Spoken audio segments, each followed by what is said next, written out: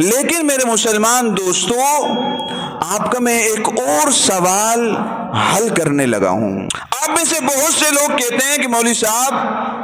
میری گھر والی نماز بھی پڑھتی ہے، میرا بچہ نماز بھی پڑھتا ہے، میری بچی بھی نماز پڑھتی ہے، قرآن کی تلاوت بھی کرتی ہیں، پھر بھی وہ ہمارے باغی ہیں، پھر بھی بچہ داڑھی کترواتا ہے، پھر بھی بچی جینس کی پینٹ پہنتی ہے، بے پردہ ہو کر گھر سے باہر آتی ہے، پھر بھی قرآن کی تلاوت کرنے کے باوجود یہ تمام خرابیاں اس میں پائی جاتی ہیں۔ ہوتا ہے، قرآن کی تلاوت بھی ہو رہی ہے، نماز بھی پڑھ جا رہا ہے، ساتھ میں یہ معاملات بھی چل رہے ہیں، ہوتا ہے۔ میرے مسلمان دوستوں، میں پھر آپ کو لے کر جاؤں گا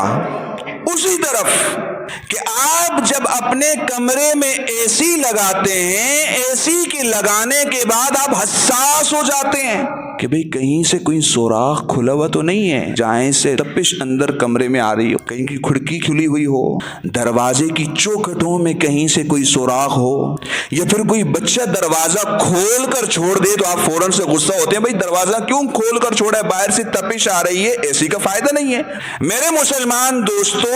آپ نے اے سی بھی لگا دیا ہے، اس اے سی کو بجلی کی طاقت سے بھی جوڑ دیا ہے، آپ نے اپنے بچوں کو نماز پر بھی لگا دیا ہے، قرآن پر بھی لگا دیا ہے، اللہ کی اس طاقت سے جوڑ دیا ہے، لیکن کچھ سوراخ باقی ہیں جن سوراخوں سے تپش آ رہی ہے لیکن ماحول ٹھنڈا نہیں ہو رہا۔ وہ سوراخ کیا ہیں؟ وہ سوراخ آپ کے گھر پر لگی ہوئی 30 انچ کی ایل سی ڈی ہے، وہ سوراخ کے گھر پر لگی ہوئی 50 انچ کی ایل سی ڈی ہے،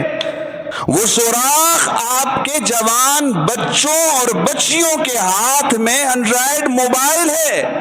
یہ وہ سارے سوراخ ہیں جن سوراخوں سے جہنم کے آتش کدے جلتے ہوئے جہنم کی تپش آپ کے گھر کے ماحول میں آ رہی ہے۔ با نماز پڑھنے کے، با قرآن کی تلاوت کرنے کے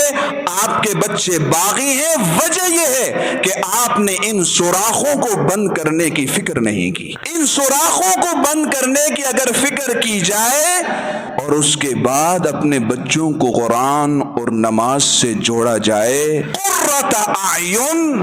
میں آپ کو گارنٹی دیتا ہوں کہ یہی بچے ہوں گے اور یہی گھرانہ ہوگا، اور آنے اسی گھرانے پر فخر محسوس ہو رہا ہوگا۔ کیوں؟ یہ گھرانہ آپ کے لیے آپ کی آنکھوں کی ٹھنڈک بن چکا ہو۔